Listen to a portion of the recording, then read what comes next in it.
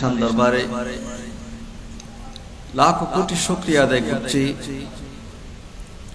যে রব্বুল আলামিন আমাদেরকে পবিত্র ঈদে মিলাদুন নবী সাল্লাল্লাহু আলাইহি ওয়াসাল্লামের মাহফিলে আসার বসার শরীক শামিল হওয়ার তৌফিক দান করেছেন। আমরা সকলে বলি আলহামদুলিল্লাহ। অনেক গুরুত্বপূর্ণ বিষয় আলোচনা হয়েছে।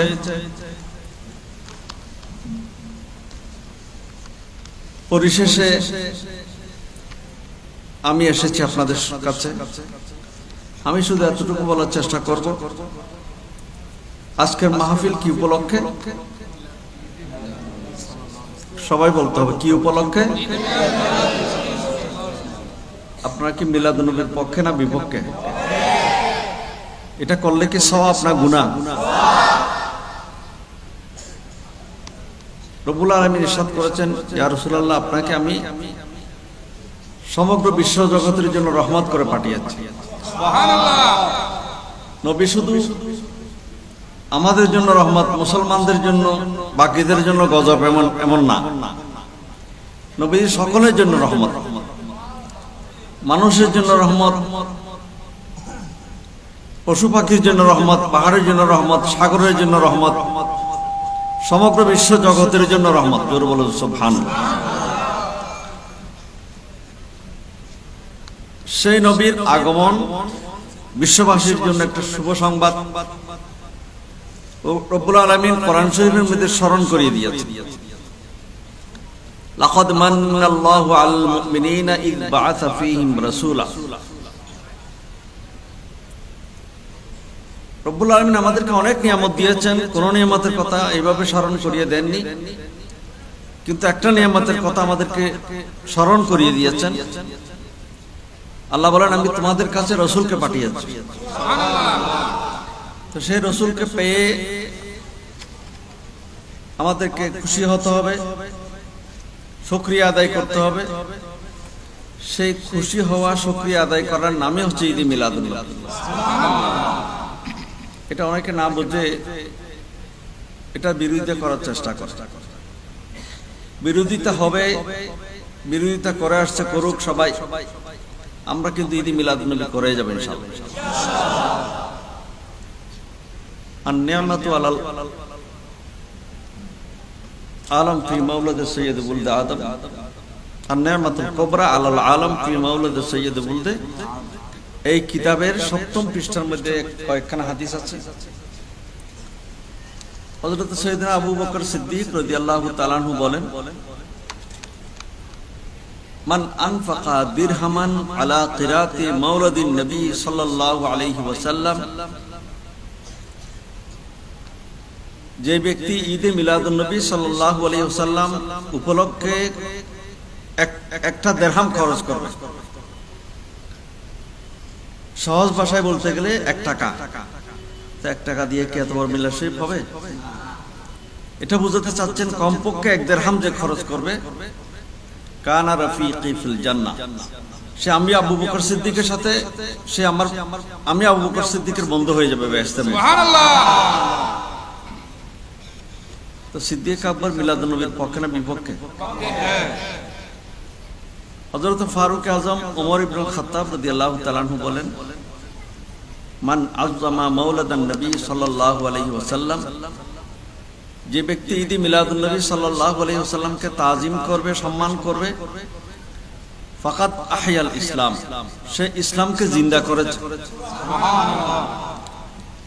ইসলামকে জিন্দা আমরা করতে চাই, মারতে চাই? করতে চাই। তো জিন্দা করতে চাইলে ঈদ মিলাদুন নবী আমরা করব।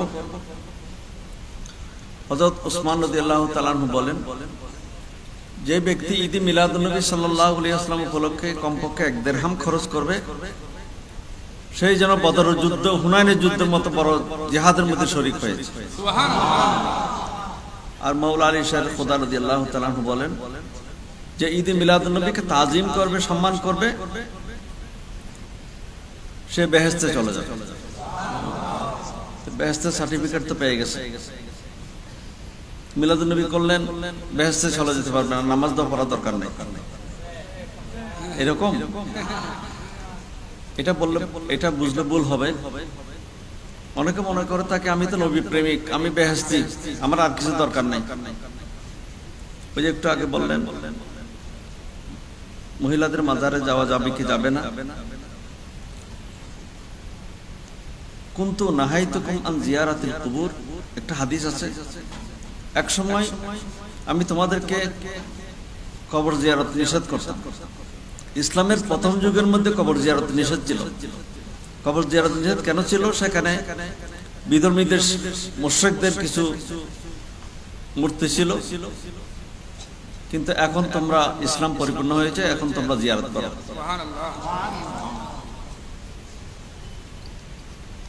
নবীজি ইরশাদ করেন, মান যারা কবরি ওয়াজাবাত লাহু শাফাআতি, যে আমার রওজা পাক জিয়ারত করবে তার জন্য সুপারিশ করা আমি নবীর উপর ওয়াজিব হয়ে গেল। রব্বুল আলামিন আমাদের সকলকে মদিনা শরীফ যাওয়ার তৌফিক দান করুন। মাওলানা আব্দুর রহমান জামি রহমাতুল্লাহি আলাইহি, তিনি মদিনা শরীফের খুব আশিক ছিলেন। তিনি একবার সিদ্ধান্ত নিলেন হজে যাবেন, কিন্তু বর্ডার ক্রস করার সময়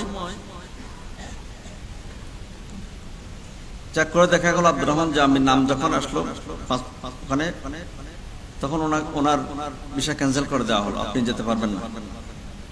উনি ফেরত চলে আসলেন।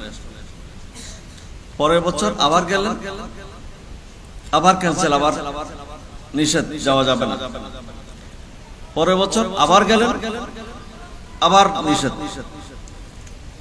চিন্তা করলাম আমার অপরাধ কি, আমার কি ভুল?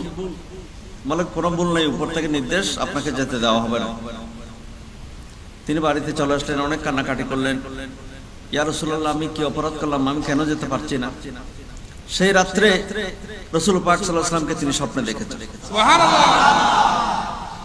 নবীজি ইরশাদ করেছেন, হে আব্দুর রহমান জামি, তোমার কোনো অপরাধ নেই, তোমার কোনো ভুল নেই, তুমি আসতে পারো নাই, তোমাকে আসতে দেওয়া হয় নাই, সেটা কোন রাজা বাদশার নিষেধাজ্ঞা নয়, এটা আমার পক্ষ থেকে নিষেধ হয়েছে। সুবহানাল্লাহ। কারণ তোমার ভিতরে যে প্রেম, যে ভালোবাসা নিয়ে তুমি আসতে চাচ্ছ, তুমি মদিনা শরীফ চলে আসলে আমি ভিতরে থাকতে পারবো না, আমি বের হয়ে যেতাম। সুবহানাল্লাহ। এই জন্য তোমাকে আসতে দিয়ে নেই, আগামীবার তুমি আসতে পারবে। পরবর্তী তিনি গিয়েছেন। হযরত আব্দুল হক মুহাদ্দিস দেহলভী রহমাতুল্লাহি আলাইহি, তিনি মদিনা শরীফে হাদিস পড়াতেন। একদিন স্বপ্নে রাসূল পাক সাল্লাল্লাহু আলাইহি ওয়াসাল্লাম ওনাকে বলছেন, তুমি ভারতবর্ষে চলে যাও, সেখানে এখনো হাদিস পৌঁছে নাই। তিনি বললেন, ইয়া রাসূলুল্লাহ আমার আশা ছিল বাকি জীবন আপনার দরবারে কাটিয়ে দেব, আমি ভারতবর্ষে চলে গেলে কেমনে হয়? নবীজি বললেন, আমি তোমাকে নির্দেশ দিলাম তুমি ভারতবর্ষে যাও, তুমি হাদিস পড়াতে থাকো, যখনই আমার কথা মনে পড়বে তুমি আমাকে ডাকবে, আমি তোমার দরবারে হাজির হয়ে, তোমার কাছে হাজির হয়ে। নবী আসতে পারেন কিনা এই বিশ্বাস আমাদের আছে তো? আল্লামা শরফুদ্দীন বুসিরি রহমতুল্লাহি আলাইহি একটা কসিদা লিখেছিলেন, কসিদাতুল বুরদা।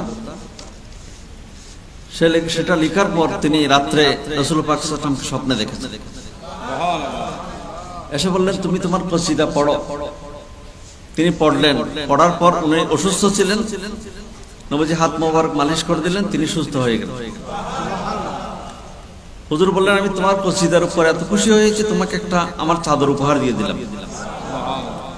ঘুম থেকে উঠে দেখে তিনি পরিপূর্ণ সুস্থ, এবং যে চাদর ঘুমের মধ্যে দিয়ে গেছেন তিনি বাস্তবে সেটা পেয়ে গেছেন। সুবহানাল্লাহ।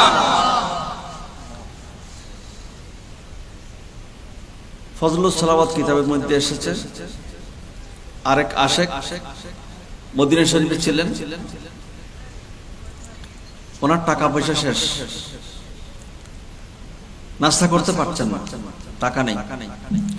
15 দিন পর্যন্ত নাস্তা না করার কারণে তিনি খুব দুর্বল হয়ে গেছে। তিনি রওজা পাকের কাছে এসে বলেন, ইয়া রাসূলুল্লাহ আমি তো দুর্বল হয়ে গেলাম, কিছু খেতে পারছি না, টাকা পয়সা নেই। এই কথা বলে তিনি সেখানে ঘুমিয়ে পড়লেন, ঘুমে এসে গেল। ঘুমের মধ্যে স্বপ্নে দেখেছেন রাসূল পাক সাল্লাল্লাহু আলাইহি ওয়াসাল্লাম তাকে এসে বললেন, কয়েকটা রুটি দিলেন, বলে যাও তোমার জন্য আমি রুটি নিয়ে এসেছি। তিনি বললেন আমি উঠে রুটি খাওয়া শুরু করলাম, অর্ধেক রুটি খেয়েছি, ঘুম ভেঙে গেল। ঘুম ভাঙার পর দেখি বাকি অর্ধেক রুটি আমার হাতের মধ্যে আছে। রাসূল পাক সাল্লাল্লাহু আলাইহি ওয়াসাল্লাম তাকে সেই দান করেছেন, রুটি দান করেছেন। এখনো সারা পৃথিবীর যে কোনো প্রান্ত থেকে রাসূল পাক সাল্লাল্লাহু আলাইহি ওয়াসাল্লামকে প্রেম নিয়ে, ভালোবাসা নিয়ে কেউ ডাক দিলে সেখানে নবীজি হাজির হতে পারেন। রব্বুল আলামিন ইরশাদ করেন, ইন্না আরসালনাকা শাহিদান ওয়া মুবাশশিরান ওয়া নাযীরা। আল্লাহ পাক নবীজিকে সে হাজির নাজির হওয়ার ক্ষমতা দান করেছেন। সুবহানাল্লাহ। মদিনা শরীফ বসে সারা পৃথিবী দেখতে পান। মুতার যুদ্ধের মধ্যে কে কে শহীদ হয়েছে মসজিদে নববীতে নবীজি বলেছেন, এখন যারা সেনাপতি ছিলেন তাদের নাম উচ্চারণ করে দিলেন, এখন শহীদ হয়ে গেছে। জাফর বিন আবি তালিব শহীদ হয়ে গেছে, জায়েদ বিন হারেসা শহীদ হয়ে গেছে। কে কে শহীদ সবকিছু নবীজি মসজিদে নববীতে বসে বলে দিয়েছে। হযরত ফারুক আযম রাদিয়াল্লাহু তাআলা আনহু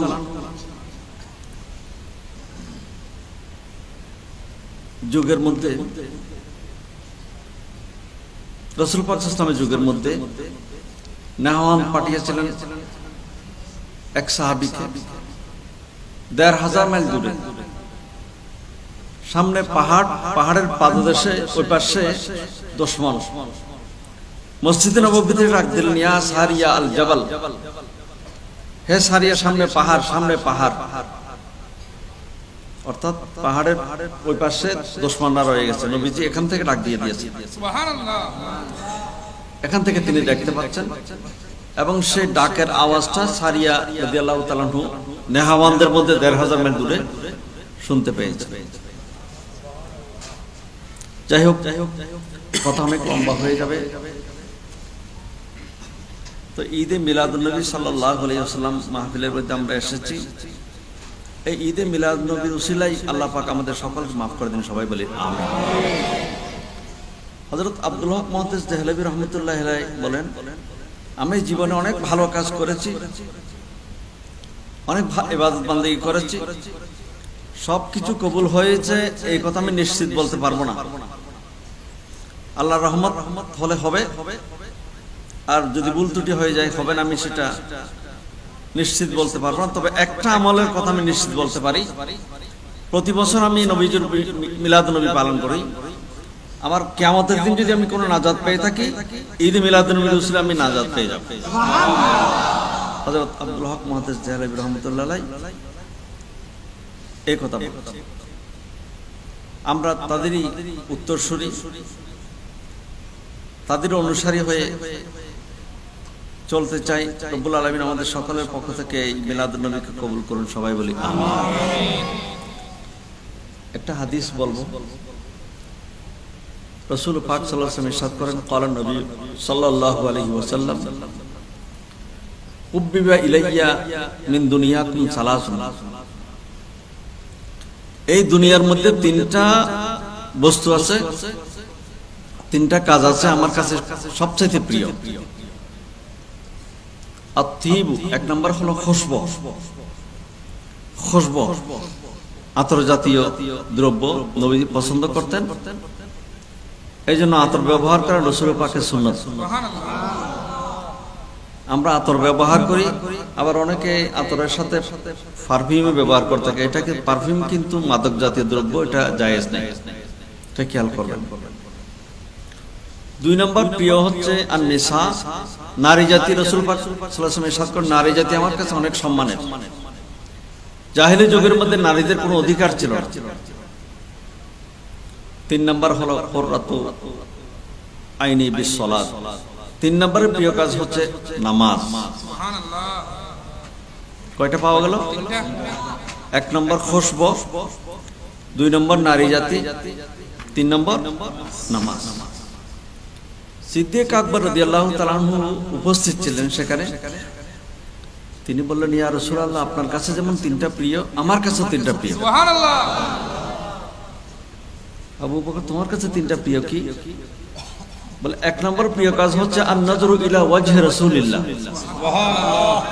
1 নম্বর প্রিয় কাজ হচ্ছে রাসূল পাক সাল্লাল্লাহু আলাইহি ওয়াসাল্লামের চেহারা মোবারকের দিকে তাকিয়ে থাকা। 2 নম্বর হলো ইনফাকু মালি আলা রাসূলিল্লাহ। রব্বুল আলামিন আমাকে যে সম্পদ দিয়েছেন সেই সম্পদ আল্লাহ রাসূলের জন্য খরচ করা।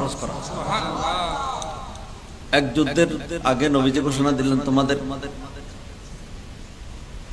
তোমাদের কাছ থেকে আমি আজকে খাজমত নেব, টাকা পয়সা নিয়ে আসো, যার যতটুকু পারো। এই জিহাদের জন্য টাকা খরচ লাগবে, দিরহাম, দিনার।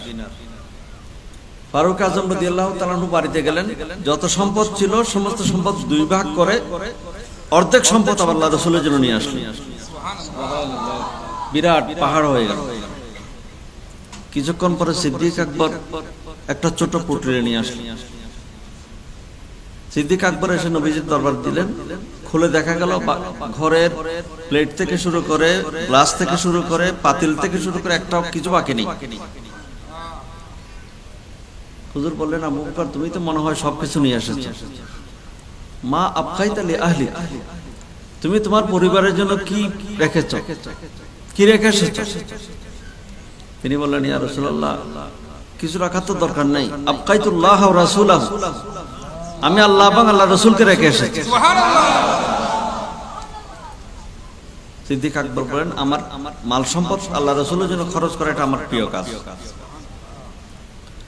3 নম্বর হলো ওয়া আন তাকুনা ইবনাতি তাহতা রাসূলিল্লাহ, আমার মেয়েকে আল্লাহ রাসূলের আগদের মধ্যে রাখা এটা আমি পছন্দ করি।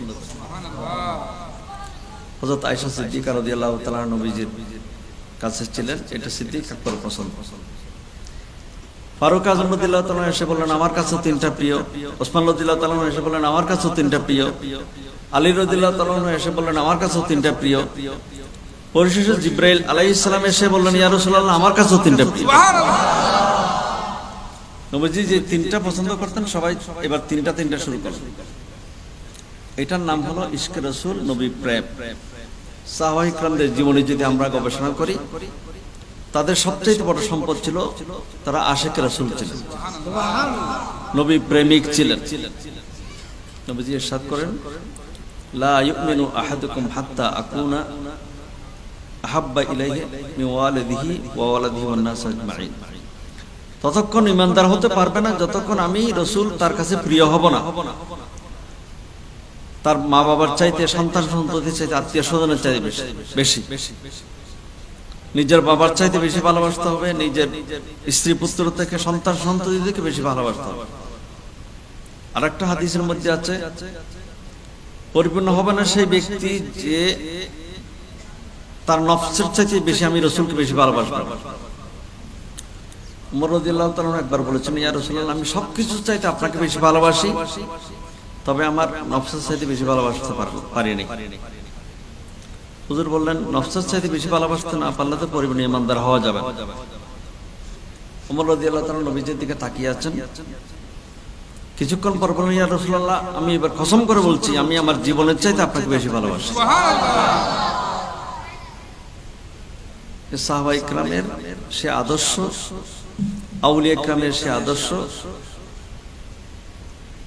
আমাদেরকে অনুসরণ করতে হবে। আলা হযরতের কথা আপনারা শুনেছেন, 14দশ শতাব্দীর মুজাদ্দিদ ছিলেন আলা হযরত আজিমুল বরকত মুজাদ্দিদ দ্বীন ও মিল্লাত ইমাম আহমদ রেজা খান ফাজিল বেরেলভী রাহমাতুল্লাহি আলাইহি। ওনার সবচেয়ে বড় সম্পদ ছিল তিনি আশিক রাসূল ছিলেন।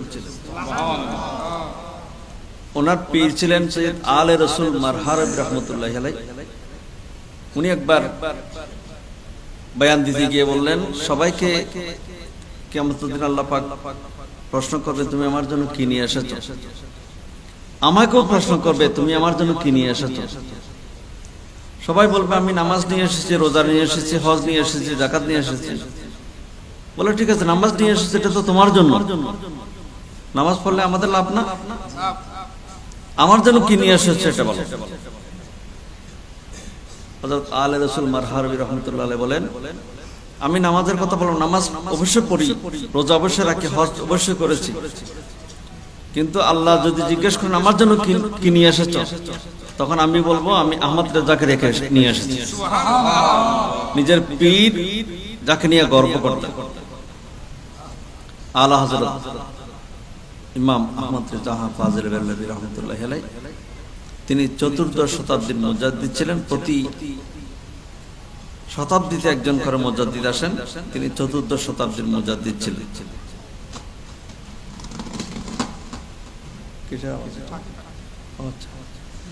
পাকিও মিলাদুন নবীতে আসেন। রাসূল পাক সাল্লাল্লাহু আলাইহি ওয়াসাল্লাম দুনিয়াতে আসার আগে মা আমেনা রাদিয়াল্লাহু তাআলা আনহার শাকেম মোবারকে যখন আসেন, তখন পশু পাখিরা কথা বলা শুরু করলো একজন আরেকজনের সাথে। নবীজি দুনিয়াতে আসবেন এটা পশু পাখিরা একজন আরেকজনকে বলা বলি শুরু করে দিয়েছে। তারাও ঈদ মিলাদুন নবী পালন করেছে। সূরা ইউনূস 58 নম্বর আয়াতের মধ্যে আল্লাহ পাক ইরশাদ করেন, কুল বিফাদলিল্লাহি ওয়া বিরহমাতিহি ফাবিযালিকা ফালিয়াফরাহু ওয়া খায়রুম মিম্মা ইয়াজমাউন। আল্লাহর রহমতকে উপলক্ষ করে, ফজলকে উপলক্ষ করে ফাবিযালিকা ফালিয়াফরাহু, তারা সবাই যেন খুশি প্রকাশ করে, আনন্দ প্রকাশ করে। তো আল্লাহর যত রহমত আছে রাসূল পাকের চাইতে বড় রহমত আর কিছু আছে? এই জন্য রাসূল পাক সাল্লাল্লাহু আলাইহি ওয়াসাল্লামকে পেয়ে, নবীর উম্মত হতে পেরে আমরা খুশি প্রকাশ করি, আনন্দ প্রকাশ করি। এই আনন্দ প্রকাশ করার নামে হচ্ছে ঈদ মিলাদুন নবী। আবার আনন্দ প্রকাশ করা মানে নাচানাচি এগুলো না। শরীয়ত সম্মত ভাবে আমরা ঈদ মিলাদুন নবী আলোচনা করে থাকি, রাসূলের জীবনী আলোচনা করে থাকি, রাসূলের উপর দরুদ শরীফ পাঠ করে থাকি, মিলাদ কিয়াম করে থাকি। এটা শুধু আমাদের বাংলাদেশে নয়, একসময় বলা হতো শুধু চট্টগ্রামে জুলুস হয়, ঢাকাতে হয়, আর পৃথিবীতে আর কোথাও হয় না। এখন ইন্টারনেটের যুগ, আপনার মোবাইল খুলে দেখবেন। গত বছর আমি দেখেছি পৃথিবীর 150 মুসলিম কান্ট্রিতে ঈদ মিলাদুন নবী পালিত হয়েছে। এবার দেখলাম তুরস্কের মধ্যে 8 দিন ব্যাপী রাষ্ট্রীয়ভাবে ঈদ মিলাদুন নবী ঘোষণা করেছে। কারণ তুরস্কের প্রেসিডেন্ট উনি আশেক রাসূল, তুরস্কের প্রেসিডেন্ট না এরদোগান, হ্যাঁ উনি আশেক রাসূল, উনি ঈদ মিলাদুন নবীকে গুরুত্ব দিয়ে থাকেন। তিনি সেখানে সেভাবে ঘোষণা দিয়েছেন। তো আমরা রাসূল পাক সাল্লাল্লাহু আলাইহি ওয়াসাল্লামের আদর্শের কথা অনেক শুনেছি। নবীজি পরিবারের জন্য কেমন আদর্শ ছিলেন, সন্তানদের জন্য কেমন আদর্শ ছিলেন, মা বাবার জন্য কেমন আদর্শ ছিলেন, বন্ধু বান্ধবের জন্য কেমন আদর্শ ছিলেন। এক সাহাবী এসে বললেন, ইয়া রাসূলুল্লাহ, আমি আমার আত্মীয় স্বজন যারা আছে তাদের মধ্যে কার সাথে বেশি ভালো ব্যবহার করব? হুজুর বললেন, উম্মুকা, তোমার মায়ের সাথে সবচেয়ে বেশি ভালো ব্যবহার করবে। উনি বললেন, ইয়া রাসূলুল্লাহ, সুম্মা মান, এরপর কার সাথে? হুজুর বললেন, তোমার মায়ের সাথে। উনি বললেন, ইয়া রাসূলুল্লাহ, এরপর কার সাথে? বললেন, তোমার মায়ের সাথে। কয়বার বললেন? 3। এরপরে বললেন, ইয়া রাসূলুল্লাহ, তারপরে কার সাথে? বলে, তারপর তোমার বাবার সাথে। মায়ের কথা 3 বার বললেন, বাবার কথা, এরপরে বাবার কথা, আত্মীয় স্বজনের কথা। এক সাহাবী এসে বললেন, ইয়া রাসূলুল্লাহ, আমার জিহাদে যেতে খুব শখ লাগে, আমি জিহাদে যাব। হুজুর বললেন, তোমার ঘরের মধ্যে কে আছে? বলে, আমার মা বাবা আছে। তারা কি বেঁচে আছে? বলে, আছে। বলে, যাও, তুমি জিহাদে যাওয়ার চেয়ে আগে ঘরে যাও, ঘরে গিয়ে মা বাবার খেদমত করো। হুমা জান্নাতুকা ওয়া নারুকা, তোমার মা বাবা তোমার জন্য বেহেশত, তোমার মা বাবা তোমার জন্য দোজখ। আরেকবার বললেন, সেই ব্যক্তি ধ্বংস হয়ে যাক যে মা বাবাকে পাওয়ার পর বেহেশত অর্জন করে নিতে পারলো না, সে ধ্বংস হয়ে যাবে। এখানে অনেক যুবকরা এসেছে, অনেক সন্তান, অনেক ভাইরা এসেছেন। আপনারা মা বাবার সাথে ভালো ব্যবহার করবেন, কোরআন শরীফে এসেছে ইম্মা ইয়াবলুগান্না ইনদাকাল কিবারা আহাদুহুমা আও কিলাহুমা ফালা তাকুল লাহুমা উফফিন। আল্লাহ বলেছেন মা বাবা যদি বৃদ্ধ হয়ে যায়, এটা ব্যাখ্যায় বলা হচ্ছে আসলে মা বাবা বয়স্ক হয়ে গেলে, তাদের যে কোনো ব্যক্তি বয়স্ক হয়ে গেলে তখন মাথাটা একটু কমে যায়, ঠিক থাকে না, কথাবার্তা এলোমেলো হয়ে যায়। তখন অনেক সময় ছেলেদের মতের বিপরীত কথা তারা বলে ফেলে। কিন্তু খবরদার, তোমার মা বাবার সাথে তুমি খারাপ ব্যবহার করতে পারবে না, তাদেরকে গালি দেওয়া দূরের কথা, তাদেরকে উফ শব্দ পর্যন্ত বলতে পারবে না। ফালা তাকুল লাহুমা উফফিন, তোমরা তাদেরকে উফ শব্দ পর্যন্ত বলতে পারবে না।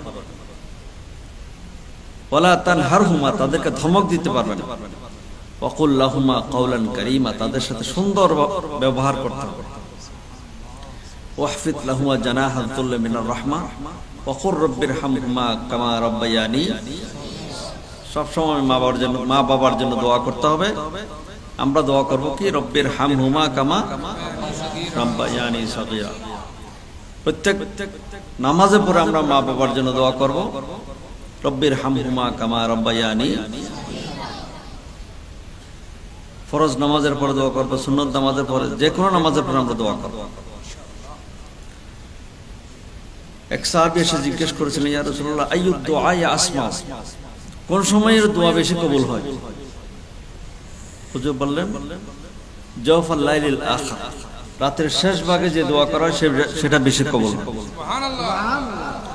ওয়াদুবরা কুল্লি সালাতিন মাকতুবা, এবং প্রত্যেক ফরজ নামাজের পরে যে দোয়া করা হয় সেটা কবুল হয়। সুবহানাল্লাহ। আমি একবার একটা মাদ্রাসায় গিয়েছিলাম, যে কোনো কারণে গিয়েছিলাম আর কি। নামাজ পড়েছিলাম, নামাজের পরে দেখি সালাম ফিরানোর পর সবাই উঠে চলে গেছে, ইমাম সাহেব নিজেও চলে যাচ্ছে। সুন্নতের কোনো খবর, মুনাজাতের কোনো খবর। পরে জানলাম ওনারা মুনাজাতের পক্ষে না, মুনাজাতের বিরুদ্ধে।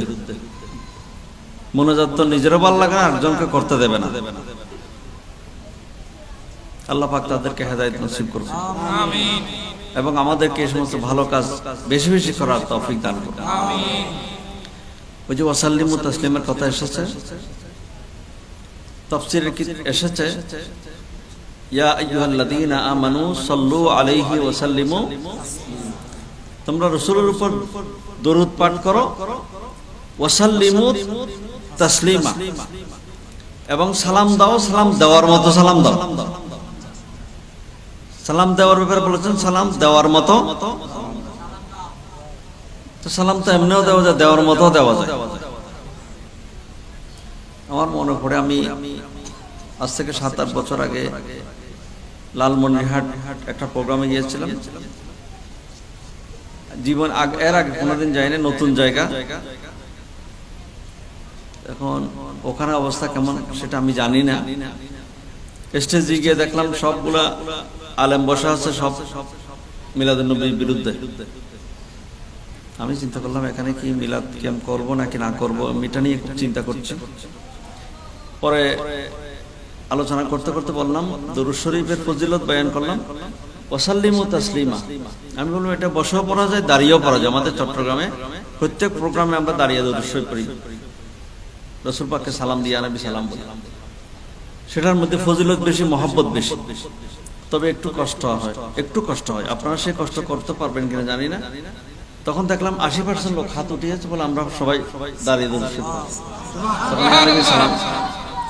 সেখানকার এক মাদ্রাসার প্রিন্সিপাল ছিলেন। আসার সময় ওনার বাড়িতে উঠলাম, যাওয়ার সময় ওনার বাড়িতে গিয়েছিলাম। রাত 2:30 থেকে উনি বসে আছেন, ঘুমান নাই। তিনি বলছেন আমি আপনার জন্য বসে আছি। আমি বললাম আমার জন্য এত রাত পর্যন্ত কষ্ট করে বসে আছেন? বলেন আপনাকে আজকে চা খাওয়াতে হবে। কি কেন? বলে আপনি যে কাজ আপনি করছেন আলহামদুলিল্লাহ, এটা বিগত বছরে ওই জায়গার মধ্যে কেউ ক্যাম্প করেনি, আপনি প্রথম ক্যাম্প করছেন, এই জন্য আপনাকে চা খাওয়াতে। আলহামদুলিল্লাহ, রাসূল পাক সাল্লাল্লাহু আলাইহি ওয়াসাল্লামের সেই মহব্বতের বাণী, দরুদ শরীফের সেই মহব্বতের বাণী ওখানে পৌঁছানোর সেই সুযোগ আল্লাহ পাক আমাদেরকে দিয়েছেন। আমরা মন ভরে রাসূল পাকের উপর দরুদ শরীফ পাঠ করব। কেমন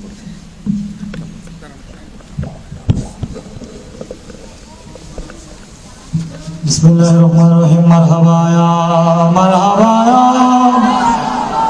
رحمت للعالمین یا نبی سلام یا رسول سلام علیکہ یا حبیب سلام صلوات اللہ سیدی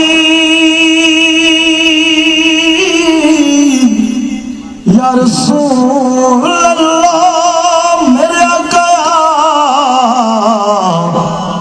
رحمت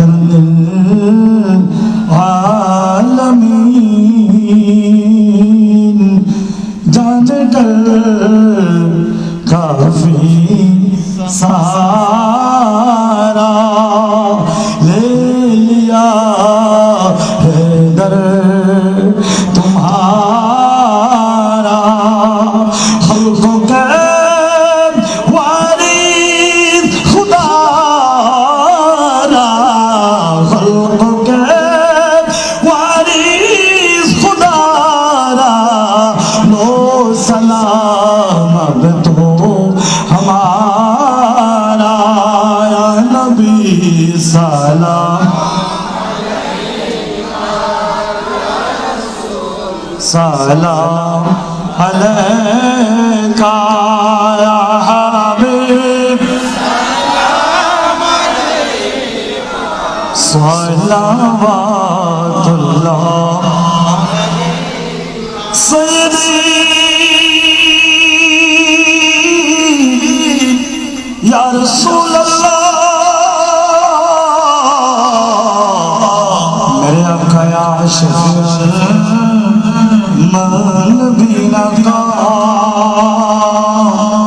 رحمتوں کے تاج والے دو جہاں کے راج والے عرش کی معراج والے عرش کی معراج والے عصیوں کے لاج والے یا نبی سلام